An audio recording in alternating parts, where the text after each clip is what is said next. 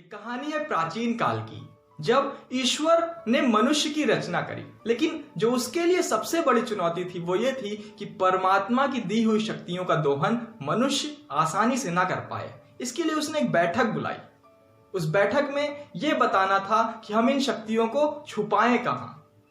पहला सुझाव आता है कि हम इन शक्तियों को धरती के नीचे गाड़ देते हैं, लेकिन उस बैठक से जवाब आता है इंसान धरती खोदेगा और उन शक्तियों का दोहन कर लेगा। फिर दूसरा सुझाव उस बैठक से आता है कि हम इन शक्तियों को गहरे महासागर में ले जाकर के डुबो आते हैं। फिर उस बैठक से जवाब आता है कि हम ऐसा भी नहीं कर सकते, इंसान तैरना सीख जाएगा और उन शक्तियों का आसानी से दोहन कर लेगा।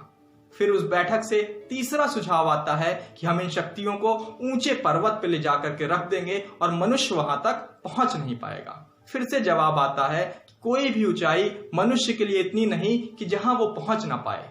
सारे लोग जो सुझाव दे रहे होते हैं वो बहुत हताश हो जाते हैं, वो परेशान हो जाते हैं। वो बताते हैं कि इंसान इन शक्तियों का दोहन उनको कहीं भी छुपा दो वो कर लेगा, चाहे वो धरती के अंदर कर दो या महासागर में डाल दो या फिर ऊंचे पर्वत पे रख दो।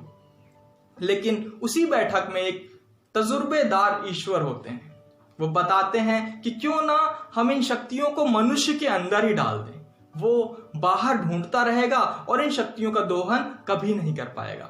ये प्राचीन काल की कहानी आज तक चली आ रही है। हमारे पास कौन सी शक्तियां हैं इसका हम दोहन बाहर की दुनिया में करते हैं। हम धरती कई बार खोदते हैं तो कई बार हम पर्वत चढ़ने की कोशिश करते हैं। अगर वहां पे भी नहीं मिलती तो हम गहरे महासागर में भी डुबकी लगाने को तैयार होते हैं, लेकिन हम खुद के अंदर नहीं झांकते कि हमारी शक्तियां क्या हैं।